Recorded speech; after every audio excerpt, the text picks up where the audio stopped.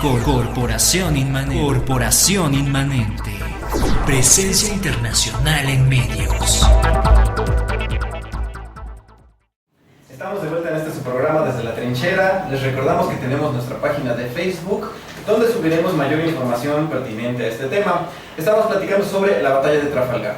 La batalla de Trafalgar se llevó a cabo en las guerras napoleónicas, en el marco de las guerras napoleónicas, en el año de 1805, octubre de 1805. Napoleón, después de vencer a media Europa, él tenía la fija idea de extender su dominio, y los ingleses, como les hemos comentado en muchos programas anteriores, los ingleses no permitían que Napoleón llevara la paz a Europa. A los ingleses no les gustaba la forma de gobierno napoleónica, que también les hemos mencionado en ocasiones diferentes. Él dio las bases para las constituciones que todavía están el día de hoy. Lo que fue el Código Napoleónico tenía muy buenas leyes que perduran hasta el día de hoy. Y de hecho también algo que no le perdonaron fue que ejecutaron al rey. De alguna forma eran enemigos acérrimos, se odiaban todo, pero los nobles son nobles, ¿no? Y a pesar de todo, estamos juntos. Entonces cuando agarran y quitan a la monarquía y matan a cantidad de nobles, empezando por el rey, pues todos los demás nobles les entra una angustia y un dolor y una rabia en contra de Napoleón, porque precisamente estaban en contra de esta acción. Entonces, Napoleón se da cuenta, o bueno, él decía que la única manera de llevar paz a Europa era invadiendo Inglaterra. Sin embargo, invadir Inglaterra, como lo descubrió Napoleón, como lo descubrió Adolfo Hitler, a pesar de que son 20 kilómetros, no es fácil saltarte estos 20 kilómetros, porque Inglaterra tenía y tiene una de las marinas, una de las armadas más grandes y más fuertes del mundo. Entonces, una vez que Napoleón invade España y pone en el poder a su hermano, al famoso Pepe Botellas, él forja una alianza con España y decide que van a unir a la flota española y a la flota francesa para poder hacerles la guerra a los británicos. Hay que mencionar que la flota española ya estaba muy debilitada, no había marineros, muchos ya se habían muerto, y los pocos que había, en el caso de haber necesidad, pues era de levas, así al estilo de Santana, al borrachito de la cantina, al prisionero que está embotado por alguna atracción, pues sabes que pues, ¿quieres que te libere antes? Pues métete de marinero. Incluso dicen que los barcos estaban tan mal que cuando los españoles escucharon que iban a unir las dos flotas, los mismos capitanes de su bolsillo pagaron la pintura y la reparación de los barcos porque el gobierno no tenía para hacerlo. Sin embargo, ellos tenían el barco que era el más grande de la época, que era el Santana. Es una nave que en Trafalgar, la cañonera, le hicieron astillas. Entonces, como mencionábamos, Napoleón une sus fuerzas con los españoles y él estaba combatiendo todavía en Europa. Sin embargo, él necesitaba distraer a la flota británica para poder desembarcar en Inglaterra. Entonces, él trata de hacer una maniobra de distracción. En este momento ya existe un hombre que es muy famoso, que era un héroe nacional, cuyo nombre es Horatio Nelson. Él era un almirante de la Marina Británica, era un líder nato, todos amaban a Horatio Nelson. Él era un líder que con sus palabras arengaba a todo el mundo, y todo el mundo lo quería y todo el mundo quería ser como él. Y lo que es más, y que dicen que era un fenómeno muy interesante, es que los hombres hacían todo por no decepcionar a Lord Nelson, que es algo muy raro, ¿no? O sea, una cosa es que sigas las órdenes y otra cosa es que no quieras decepcionarlo. Entonces, llevan a cabo este movimiento para tratar de distraer a los ingleses, cosa que no les funciona, y entonces Napoleón le ordena a Lord Villeneuve, que él era el comandante de la flota española y francesa, de la flota combinada, para poder embarcarse y hacerles la guerra a los franceses. Lord Villeneuve, a los ingleses, perdón. Lord Villeneuve era un hombre que sin duda no estaba a la altura de las circunstancias. Durante la Revolución Francesa, y como nos acaba de mencionar Marco, ejecutaron a cantidad de nobles. La Marina Francesa ellos tomaban posición en las naves por ser un noble. Así era como ibas a ser un oficial, o comprabas el rango, o así. Entonces, cuando llega la Revolución Francesa, ejecutan a todo el que tuviera o que oliera aristócrata, y entonces se quedan al mando de la Marina Francesa hombres que no tenían la misma calidad de los que tenían 10 años antes. ¿Por qué? Porque los ejecutaron. Entonces, Lord Villeneuve ciertamente no era un hombre que tuviera la capacidad. De hecho, se menciona que él, en vez de ser un comodoro, hubiera tenido el don de mando como de un teniente de la Marina Británica. O sea, estaba como 4 rangos abajo.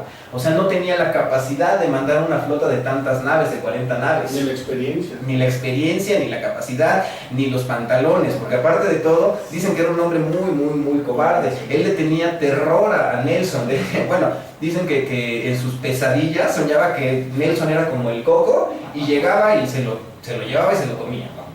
Entonces, Napoleón le da la orden de que lleve a la flota combinada y cuando él por fin sale a la mar, ya lo estaba esperando Nelson. Entonces, la flota que llevaba los franceses y los españoles eran alrededor de 41 naves contra 33 británicas. En estricta teoría existía una superioridad de parte de los franceses. Sin embargo, la flota británica era una flota que era la mejor del mundo. ¿Por qué? Porque sus hombres estaban infinitamente entrenados, porque sus oficiales casi nacían para ser marinos. En algún momento Marco nos comentaba, niños de 10, de 11, de 12 años, que eran aristócratas, se embarcaban desde esa edad y 20 o 30 años después ya eran capitanes, les daban por favor el mando de una nave. Pues Lord Nelson entró a la Marina Británica a los 8 años. Entonces, desde muy chiquito conocían todo lo que era la mar. De hecho, estuvo 2 años en el mar, sin bajar de su barco, porque estaban al mando de la flota. De hecho, Nelson ciertamente era muy famoso, aunque había tenido también ciertas derrotas. Había ganado algunas batallas de una forma brillante, pero también había tenido derrotas aplastantes, y de alguna forma también tenía broncas porque se había casado, tenía su esposa, su hijo, y de repente conoce a la esposa de un inglés, un burócrata, y se enamora y la hace su amante y todo el mundo se entera. Un caos de esos sociales, ¿no? Entonces, tenía fama también, era muy bueno, pero también tenía muy mala fama en tierra. Entonces, otra cosa de las cualidades que tenía la Marina Británica es que ellos entrenaban prácticamente todos los días. Tenían diferentes tácticas de guerra los británicos y los franceses. Los británicos, su objetivo cuando se entablaban en combate era destruir la nave enemiga. Y para destruir la nave enemiga, su objetivo era cañonear el casco, cañonear el barco, obviamente hasta que se hundiera, hasta que se hiciera astillas. Los franceses, por otro lado, su objetivo era tratar de capturar la nave enemiga.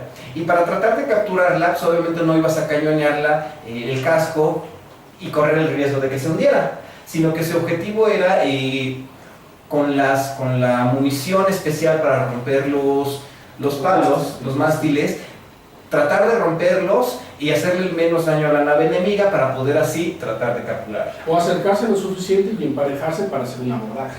Esa era la táctica más común de los franceses.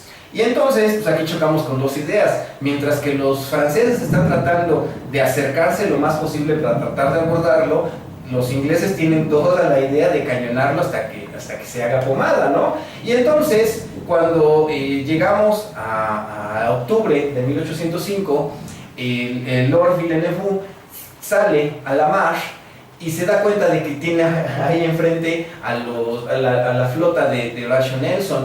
Y entonces, como este hombre, decíamos, no era muy capaz ni muy brillante, ordena dar la media vuelta para regresarse al puerto. Ellos estaban en el Ferrol, estaban cerca del Ferrol, en España.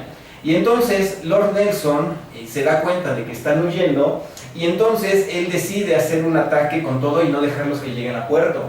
Él toma una táctica que no se había llevado a cabo hasta el momento, y esta es, en vez de hacer el ataque a la línea y cañonearse mutuamente hasta ver quién gana, él decide atacar de una manera perpendicular. Sí, es la famosa T que habíamos platicado cuando vino Luis Antonio Morales, que nos platicaba que esta maniobra de Nelson es cruzar la T. Es decir, ellos van en una dirección, ellos te atacan de forma perpendicular, y entonces ellos te tienen a tiro con todos sus cañones de un lado, y y mientras que tú no puedes dispararles porque tus cañones van al lado. Entonces, obviamente esto impide el movimiento y tendrías que maniobrar para tratar de moverte y dispararles. Entonces, lo que hacen los ingleses es hacer dos columnas y cruzarles la T, separar a las naves españolas y francesas y hacer huecos y dedicarse a cañonearlas. Exacto, esto es lo más importante, ¿no? O sea, que cuando ellos hacen el ataque perpendicular, separan a las naves francesas y españolas, y lo que hacen es, en primera, desbalancearlas, y en segunda,